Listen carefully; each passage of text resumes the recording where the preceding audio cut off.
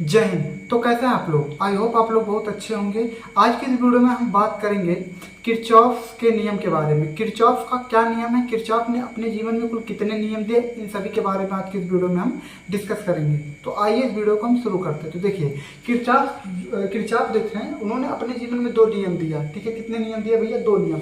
आपका प्रथम नियम दिया और यहाँ पे दूसरा नियम दिया। ठीक है, किरचॉफ ने अपने जीवन में कुल दो नियम दिया, जिसको हम प्रथम नियम या द्वितीय नियम कहते हैं। ठीक है, इन दोनों नियमों को जानने से पहले हम समझ लेते हैं कि किरचॉफ के बारे में। ठीक है, जिन्होंने ये नियम दिया। ठीक है, किरचॉफ के नियमों को जानने से पहले हम ये समझ लेते हैं कि किरचॉफ कौन थे, कहाँ से बिलोंग करते थे, उन्होंने अपना ये नियम किस प्रकार दिया, उनका जन्म कब हुआ, मृत्यु कब हुआ। ठीक है, इन सभी चीज़ों के बारे में हम समझ लेते हैं। ठीक है, इसको जानने से पहले थोड़ा सा हम किरचॉफ के बारे में भी तो जानकारी ले लें। ठीक है, लेते हैं। देखिए, किरचॉफ भाई साहब जो थे, ये जर्मन के एक फिजिसिस्ट और मैथमेटिशियन थे। ठीक है, कहाँ के थे? जर्मन के, मतलब ये गणितज्ञ भी थे और ये वैज्ञानिक भी थे। ठीक है, ठीक है।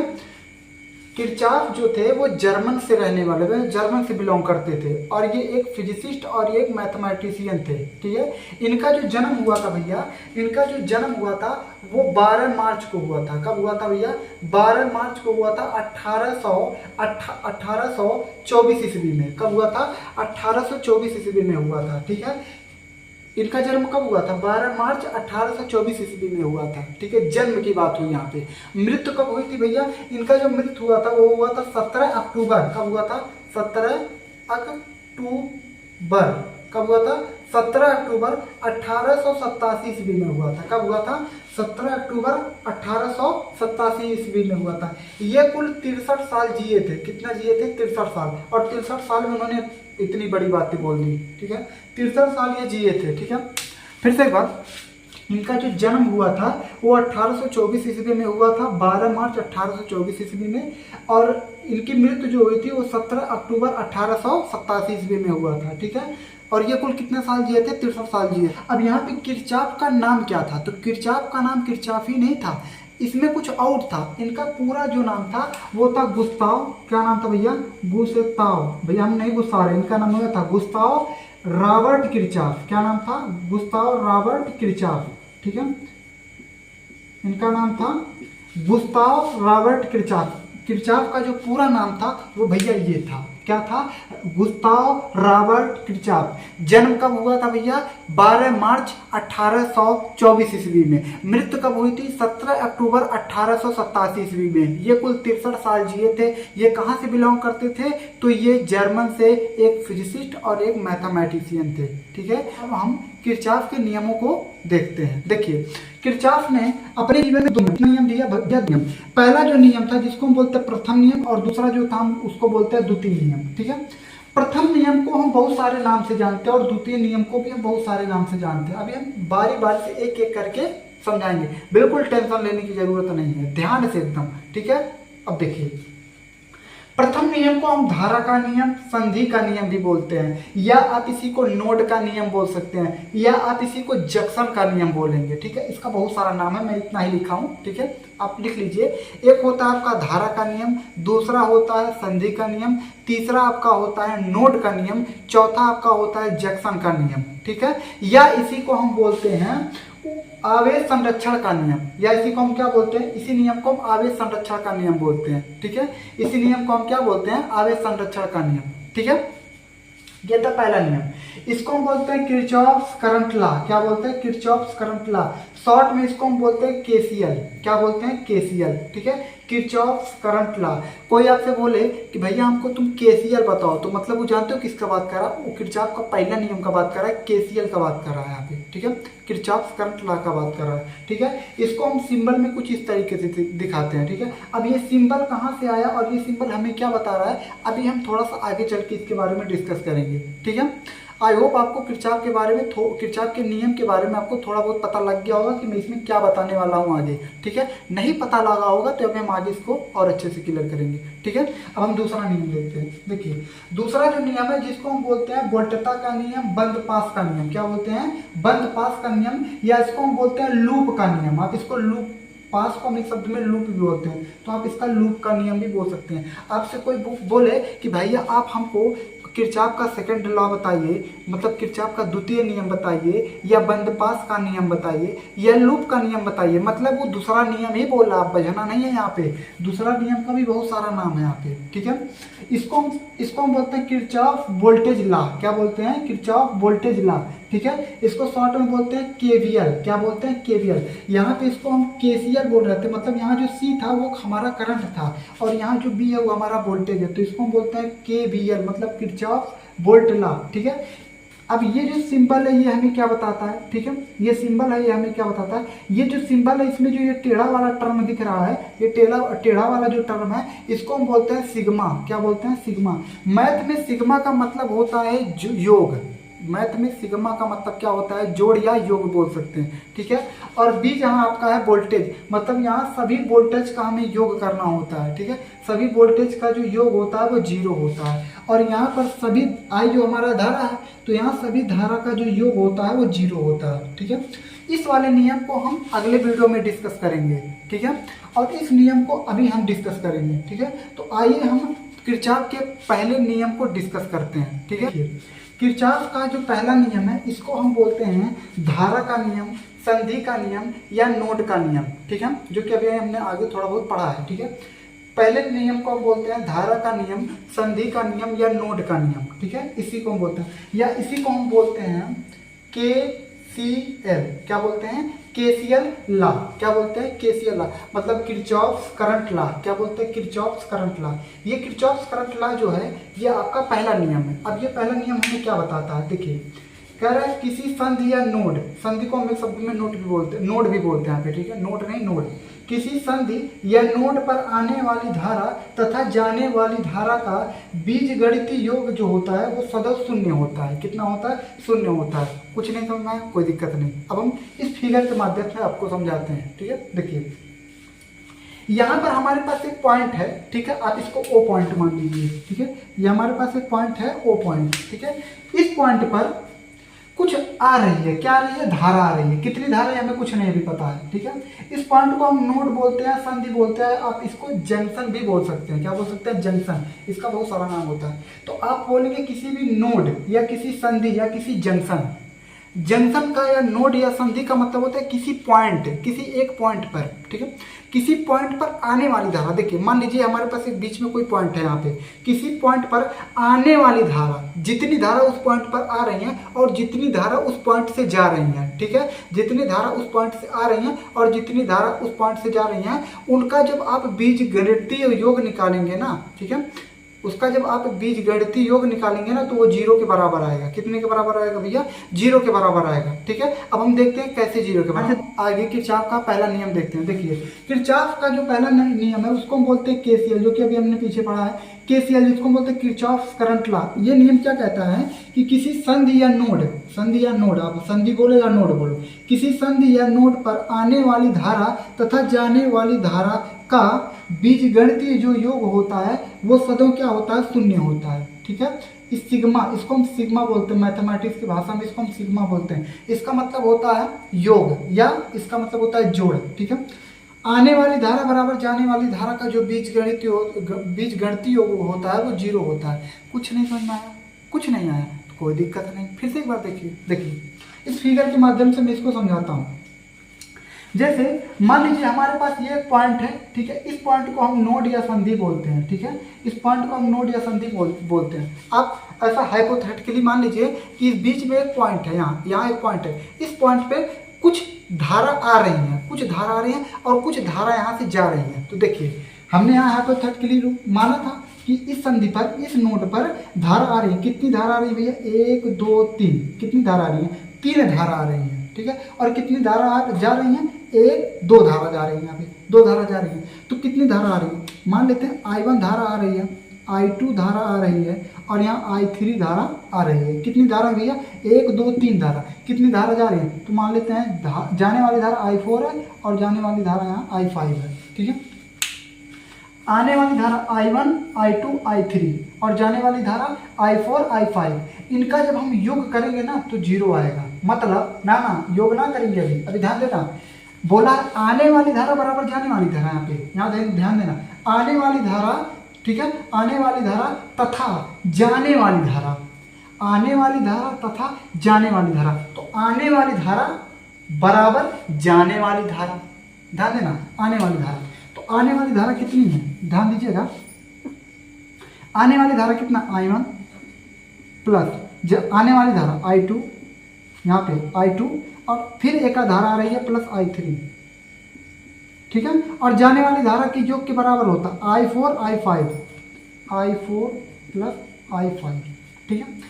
आने वाली धारा बराबर जाने वाली धारा। यहाँ पर बोला है किसी संधि पर आने वाली धारा बराबर जाने वाली धारा का जो बीजगणितीय योग होता है वो शून्य होता है, लेकिन हम आपसे ऐसा बोलेंगे कि आने वाली धारा बराबर जाने वाली धारा। आप ऐसा याद करिए, किसी संधि पर आने वाली धारा और बराबर जाने वाली धारा, ठीक है, वो एक दूसरे के क्या होते हैं, बराबर होते हैं, ठीक है। जितनी धारा आएगी उतनी धारा जाएगी, तो मतलब जितना तुम धारा दे रहे हो उतना धारा निकल जा रही है। तो मतलब जहाँ धारा है वो कहीं खर्चा हो नहीं हुआ ना भाई, जितना तुम दे रहे हो उतना तुम्हें वहाँ पे से मिल जा रहा है। जैसे मान लो तुम्हारे जेब में कुल 5 रुपया है, कितना रुपया भैया, 5 रुपया है, ठीक है, कितना रुपया है, 5 रुपया है। अब आपसे कोई गरीब आदमी आया 5 रुपया लेने, भैया हमको 5 रुपया दे दिए, आपने जेब में हाथ डाला और पैसा निकाल के जैसे उसको 5 रुपया दिया, कोई मतलब प्रतिष्ठित व्यक्ति आया उस 5 रुपये को तुम्हारे अंदर मतलब तुम्हारे जेब में डाल दिया, तो जो तुमने 5 रुपया उसको दिया था फिर तुमको 5 रुपया मिल गया कि नहीं मिल गया। तो मतलब यहाँ पे पैसा क्या है, संरक्षित है, ठीक है। अब यहाँ आवेश की बात हो रही है, तो मतलब यहाँ आवेश संरक्षित है। फिर से समझिए, 5 रुपया तुमने उसको दिया, कोई 5 रुपया तुम्हारे जेब में डाल दिया, तो जितना दिया था उतना तो तुम्हें वापस मिल गया। दिया गया पैसा बराबर आने वाला पैसा, मतलब जितना तुमने दिया था वो तुम्हें वापस मिल गया। यहाँ पर पैसा क्या है, संरक्षित है, एकदम संरक्षित रूप से रखा हुआ है यहाँ पे, ठीक है। तो अब यहाँ धारा की बात हो रही है कि जितना धारा तुमने दिया था उतना धारा तुम्हें मिल गई, तो मतलब यहाँ पर धारा हमारा क्या है, संरक्षित है। इसीलिए हम प्रथम नियम को एक नाम से और जानते हैं जिसको हम बोलते हैं आवेश संरक्षण का नियम। क्या बोलते हैं, आवेश संरक्षण का नियम, ठीक है। यहाँ पर हम क्या बोलते हैं, आवेश संरक्षण का नियम, ठीक है। अब यहाँ पर जो I1 है, I2 है, I3 है, वो इसके क्या है, बराबर है। यदि हम इनको इधर खींच के लाएं, मतलब I1 plus I2 plus I3, इसको खींच के लाओगे तो -I4 -I5 इक्वल टू हो जाएगा उधर 0। कितना हो जाएगा, 0। अब हमारा मर्जी यह कर रहा है कि हम इसको नहीं खींचेंगे बल्कि इसको खींचेंगे, तो भी आप लाएंगे तो यहाँ हो जाएगा अब -I1 -I2 -I3 plus I4 plus I5 equal to हो जाएगा फिर से 0। चाहे आप इसको इधर ले जाइए चाहे आप उसको इधर ले जाइए, मान लो कोई भी फर्क नहीं पड़ेगा यहाँ पे, ठीक है। तो आने वाली धारा बराबर जाने वाली धारा, ठीक है, जिसको हमने इधर खींच के लाया तो हमें ये मिला, ठीक है। और इसका जो बीजगणितीय योग होता है वो 0 होता है। देखिए यहाँ पर I। अब बात अलग है कि यहाँ पर तुम 1 2 3 मान के चले हो, ठीक है। यहाँ पर I ही धारा तो है, मतलब जो तुम्हारा I धारा है जब उसको हम जोड़ रहे हैं मतलब योग कर रहे हैं तो उसका जो मान आ रहा है वो 0 आ रहा है, ठीक है। तो इसका जो मतलब यहाँ पे मैंने लिखा था यहाँ पे कि सिग्मा I इक्वल टू 0, इसका मतलब यही होता है कि किसी संधि पर आने वाली धारा का जो बीजगणितीय योग होता है वो 0 होता है। किसी भी नोड या किसी भी संधि पर आने वाली धारा का जो बीजगणितीय योग होता है वो 0 होता है, ठीक है। इसका मतलब ये है, ठीक है।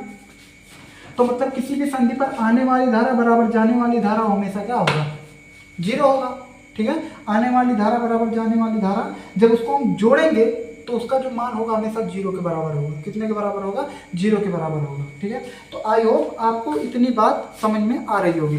आप ये डिफिनीशन उतार लेंगे, ठीक है, आप इस डिफिनीशन उतार के या स्क्रीनशॉट ले सकते हैं, ठीक है। अब आइए हम इस पर कुछ न्यूमेरिकल करते हैं। जैसे यहाँ पर हमारे पास एक क्वेश्चन दे रखा है, ठीक है। अब इसमें कुछ दिया नहीं है, यहाँ पर एक चित्र दे दिया है जिसमें हमें क्या करना है, कुछ निकालना है, ठीक है। कैसे निकालेंगे ध्यान से देखिएगा।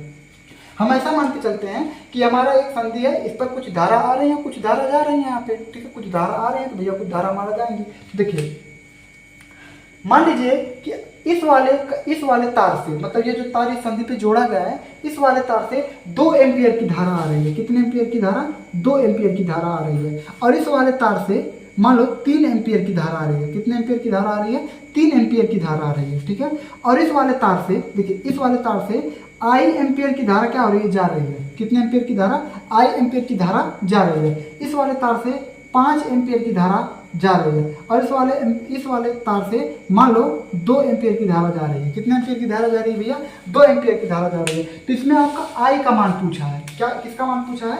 आई का मान। ठीक है, इस वाले धारा का मान क्या होगा? इस वाले धारा का मान क्या होगा? ठीक है, देखिए आने वाली धारा हमेशा जाने वाली धारा के बराबर होगा। मतलब जब हमको आई पता चल जाएगा,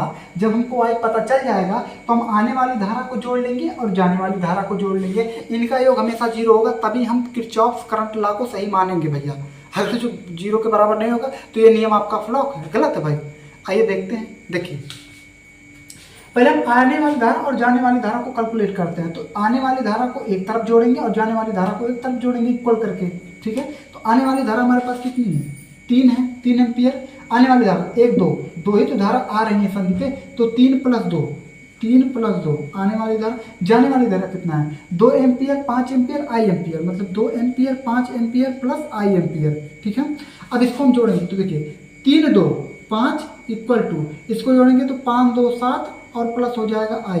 अब हम 7 को इधर भेजेंगे तो हो जाएगा 5 - 7 = हो जाएगा आई। ठीक है, अब 7 में से 5 घटाएंगे तो हो जाएगा -2। तो यहाँ पे आई का जो मान आया वो कितना है भैया? -2 एम्पियर। कितना आया? -2, यहाँ पे -2 एम्पियर आया। कितना आया? -2 एम्पियर। ठीक है, कितना है भैया? -2 एम्पियर आया। मतलब ये अपने आप माइनस में आ गया। कितने में आ गया भैया? अपने आप माइनस आ गया, मतलब जा रहा है, यहाँ पे जा रहा है। अब हम इसका योग करेंगे। ठीक है, अब इसका योग करेंगे, ध्यान देना यहाँ पे। आने वाली धारा को एक तरफ जोड़ेंगे और जाने वाली धारा को एक तरफ करेंगे। ठीक है, तो आने वाली धारा हमारे पास, इसका मान पता चल गया हमको। कितना पता चला भैया?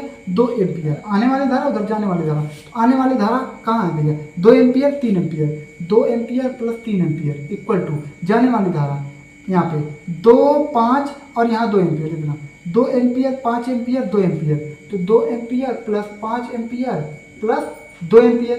ठीक है, 2 एम्पियर 5 एम्पियर 2 एम्पियर। लेकिन यहाँ पर चिन्ह भी तो है भैया, यहाँ नहीं रख सकते, लेकिन यहाँ तो रखेंगे ना। तो ये जो चिन्ह है -2, अब हम यहाँ जो प्लस था वहाँ आप माइनस कर देना। ठीक है, यहाँ माइनस कर देना, -2 हो जाएगा। ठीक है, मतलब आने वाली धारा और जाने वाली धारा, जो हमने आई का मान निकाला था -2 निकाला था, तो यहाँ जहाँ प्लस होगा वहाँ माइनस रख देंगे। ठीक है, अब यहाँ -2 से -2 क्या हो जाएगा? कैंसिल हो जाएगा। 3 में 2 जोड़ेंगे तो हो जाएगा भैया 5। कितना हो जाएगा?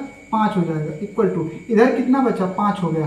5 को इधर लाएंगे तो 5 - 5 = हो जाएगा 0। काट के कितना आएगा? 0। मतलब आने वाली धारा और जाने वाली धारा का जो बीजगणितीय योग होता है वो सच में ही 0 है भैया। यहाँ पे सच में 0 है। ठीक है, तो आइए हम दूसरा क्वेश्चन करते हैं। इसमें भी हमें आई कैलकुलेट करना है। देखिए ये आपके पास एक क्वेश्चन दिया है। ठीक है, यहाँ पे क्वेश्चन दिया है। इसमें आने वाली धारा कितनी भैया? 1 है, 2 है और 3 है। यहाँ पे 1 2 3 यहाँ पे धारा आ रही है इस संधि या इस नोट पर। और जाने वाली कितनी भैया? 1 है, 2 है और 3 है। ठीक है, यहाँ पर वैल्यू नहीं कर, यहाँ पे दिया जाएगा। यहाँ पे आप मान लीजिए 5 एम्पियर। कितना एम्पियर? 5 एम्पियर। ठीक है, आने वाली धारा आपका 3 है और जाने वाली धारा भी आपका यहाँ पे 3 है। ठीक है, पहला आने वाली धारा 2 एम्पियर है, दूसरा आपका 3 एम्पियर है और तीसरा आपका 6 एम्पियर है। जाने वाली धारा आपका 5 - आई एम्पियर है और यहाँ पे दूसरा जो आपका 5 एम्पियर है, तीसरा आपका 1 एम्पियर है यहाँ पे। ठीक है, इसमें हमें आई का मान कैलकुलेट करना है यहाँ से। ठीक है, तो हम आने वाली धारा को जोड़ेंगे और जाने वाली धारा को यहाँ पे जोड़ेंगे। तो आने वाली धारा को जोड़े, देखिए आने वाली धारा 1 2 3 ही तो भैया है, तो यहाँ जोड़ेंगे 2 + 3 + 6 आने वाली धारा। ठीक है, तो 2 + 3 + 6।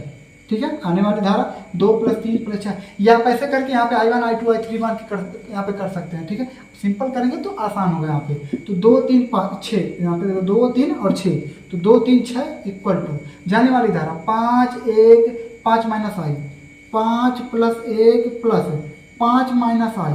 ठीक है, इसको हमें जोड़ना है। तो देखिए 6 3 9 2 11 = यहाँ 5 1 6 और प्लस पहले से कितना 5 - आई है। ठीक है, 5 - आई है कि नहीं है भैया?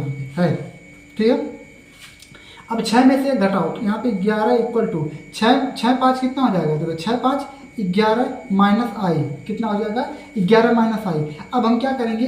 आई को इधर लाएंगे, 11 को इधर भेजेंगे, तो यहाँ से हो जाएगा आई इक्वल टू हो जाएगा 11 माइनस 11, 11 से 11 निपट जाएगा, आई इक्वल टू हो जाएगा 0 एम्पियर। कितना आ जाएगा? 0 एम्पियर हो जाएगा। मतलब इस संधि से इस वाला यहाँ पर जो मान होगा, आई का जो मान होगा 0 होगा। कितना होगा? 0 होगा। ठीक है, आई का मान होगा 0, तो हम यहाँ 0 रखेंगे और 0 में से 5 घटाएंगे तो 5 ही तो बचेगा भैया। यहाँ 5 ही एम्पियर आएगा। कितना आएगा? 5 एम्पियर आएगा। मतलब यहाँ जो आई का मान आएगा वो कितना आएगा?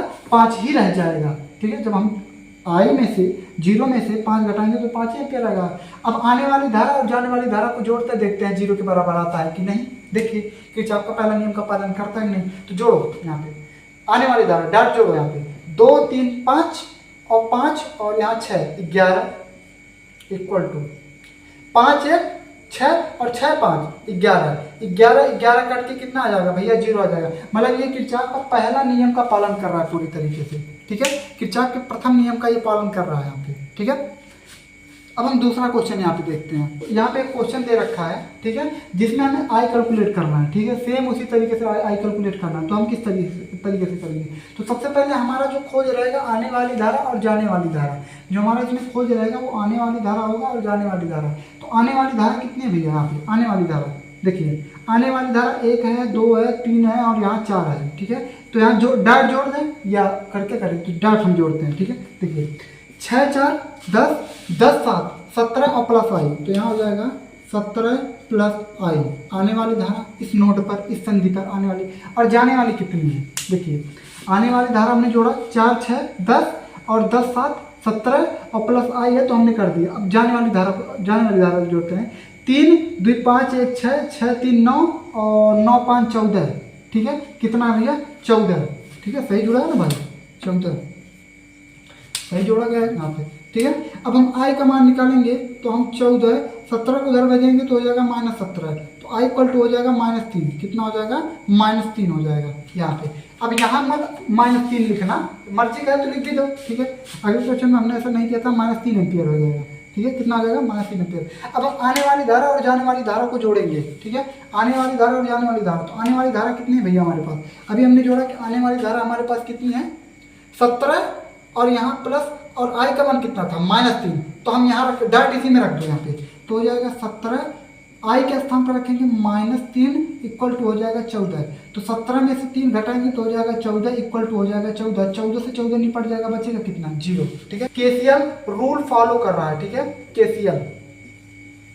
केसीएल रूल फॉलो कर रहा है। ठीक है, तो हम इस तरीके से क्वेश्चन करेंगे। ठीक है, इसका जो क्वेश्चन होता है बहुत बहुत बहुत आसान होता है। ठीक है, तो हम यहाँ पे आपको कुछ क्वेश्चन देंगे, आप कमेंट करके उसका उत्तर जरूर बताइएगा। ठीक है, क्वेश्चन दिया, आप इसका कमेंट करके आप इसको लगाइएगा और इसका जो उत्तर आप कमेंट बॉक्स में जरूर दीजिएगा। ठीक है, इसमें आपको आई कैलकुलेट करना है। यहाँ पे इसमें आपको यहाँ आई कहाँ भाई? यहाँ पे आई यहाँ पे कैलकुलेट करना है और यहाँ पर भी आपको आई कैलकुलेट करना है। ठीक है, आई को कैलकुलेट करके आप इसका उत्तर जरूर बताइएगा। ठीक है, तो आई होप आपको ये वीडियो पसंद आया होगा और किरचॉफ का प्रथम जो नियम है वो भी आपको बहुत अच्छे से क्लियर हुआ होगा। ठीक है, तो फिर मिलते हैं अगले वीडियो में, तब तक के लिए जय हिंद।